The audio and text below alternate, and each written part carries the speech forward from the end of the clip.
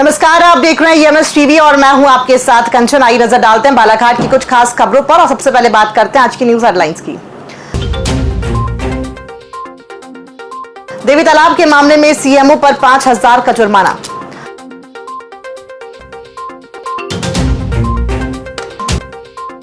Lamta station में express ट्रेनों का स्टॉपेज को लेकर 30 जुलाई को लामता बंद का आह्वान। और कंपनी आउटसोर्स कर्मचारियों को कटौती कर दे रही वेतन, कलेक्टर को सौंपा ज्ञापन। आइए अब बढ़ते हैं खबरों की ओर।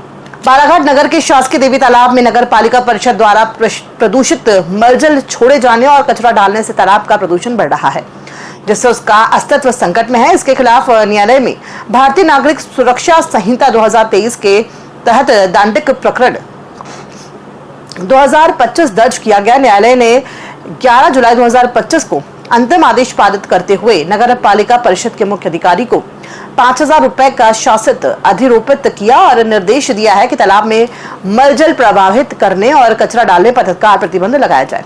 साथ ही तालाब की सफाई और संरक्षण करने के आदेश दिए गए। 1 माह की समयावधि दी गई है। लामता स्टेशन में एक्सप्रेस ट्रेनों का स्टॉपेज की मांग काफी समय से की जा रही है, लेकिन रेलवे विभाग ने इस पर कोई ध्यान नहीं दिया। क्षेत्रवासियों ने कई बार पत्राचार के माध्यम से रेलवे अधिकारियों और सांसद को इस मुद्दे से अवगत कराया, लेकिन कोई समाधान नहीं निकला। आगामी जबलपुर रायपुर इंटरसिटी एक्सप्रेस का भी लामता में स्टॉपेज नहीं है, जिससे लोग नाराज हैं। इस पर लामता के नागरिकों ने 30 जुलाई को संपूर्ण लामता बंद का आह्वान किया है और रेल मंत्री को ज्ञापन देने की योजना बनाई है। बैठक में लामता नगर के गणमान्य नागरिकों और व्यापारी बंधु उपस्थित रहे। आने वाली जो ट्रेनें हैं उसको स्टॉपेज के संबंध में, ताकि यहाँ पे ट्रेनें रुक सके और यहाँ का आवागमन बढ़ सके और यहाँ पे जो यात्री हैं उनको सुविधाएं मिल सके, इसके संबंध में रखी गई थी। और इस हेतु आने वाली 30 तारीख दिन बुधवार के दिन लामता बंद का रखा गया है यहाँ पे, जिसमें आगे ट्रेन रोकी जा सके कम से कम। बालाघाट जिले के सांदीपनी विद्यालय के आउटसोर्स कर्मचारियों ने वेतन में कटौती किए जाने पर मंगलवार को जनसुनवाई में पहुंचकर कलेक्टर को शिकायत देकर मामले की जांच कर पूरा वेतन दिलाए जाने की मांग की है। ज्ञापन सौंपने पहुंचे कर्मचारियों ने बताया कि जिले के सभी ब्लॉकों में आउटसोर्स के माध्यम से कार्यरत है।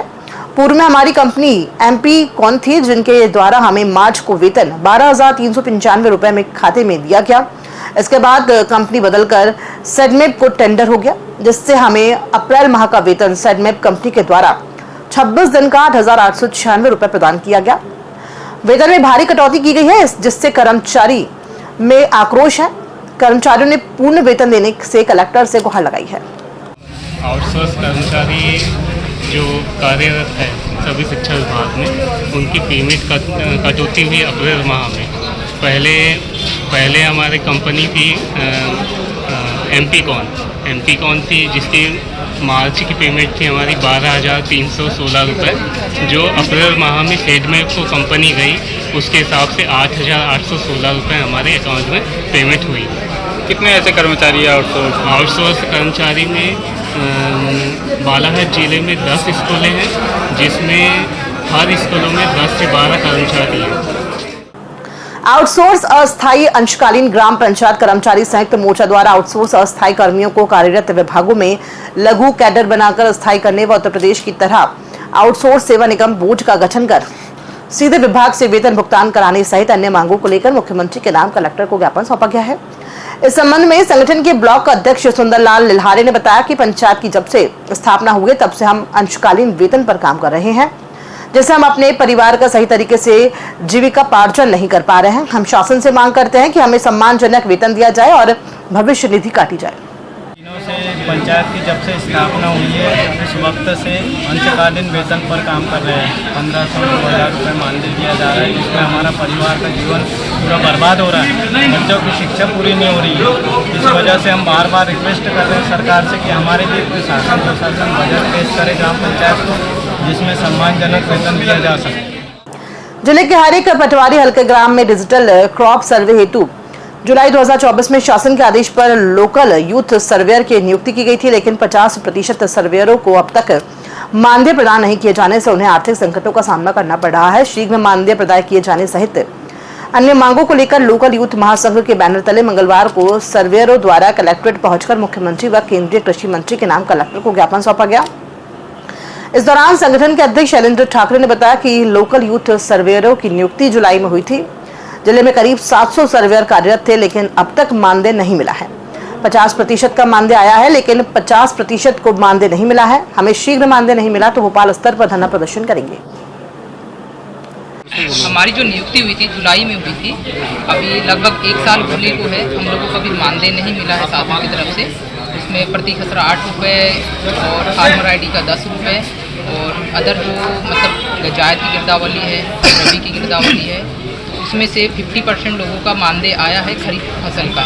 बाकी का अभी तक हम लोगों को मानदेय नहीं मिला। किसी मतलब जैसे सर्वेयर है, किसी को घर चलाने में परिवार किसी पारिवारिक समस्या के चलते मतलब पेमेंट अभी तक नहीं मिला है।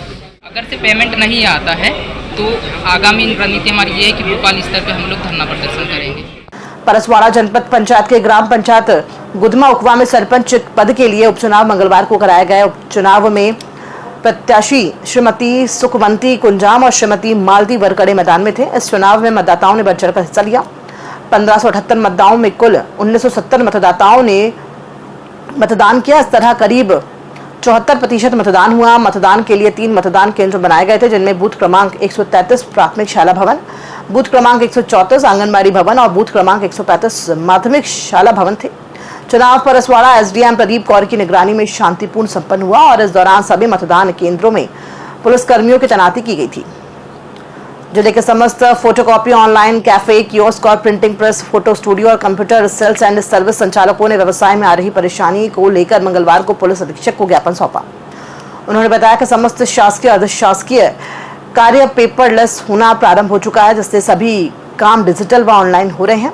हम सभी संचालकों द्वारा स्थानीय कमला नेहरू महिला मंडल सभागार में बैठक आहूत कर अपनी मांगों को लेकर ज्ञापन दिए जाने का निर्णय लिया गया है, जिसके चलते आज पुलिस अधीक्षक के नाम अपनी मांगों को लेकर ज्ञापन सौंपा गया है। इस दौरान ज्ञापन सौंपने पहुंचे संचालकों ने बताया कि सभी कार्ड ऑनलाइन निकल रहे हैं। इस बीच किसी ने एडिट कर दुकानदार के पास लॉकर प्रिंट आउट निकाल लिया तो हमें जेल जाना पड़ रहा है। इससे हमें प्रशासन निर्देशित करे कि क्या करना और क्या नहीं करना है। हमारे पास जांच करने के लिए कोई यंत्र नहीं होता है।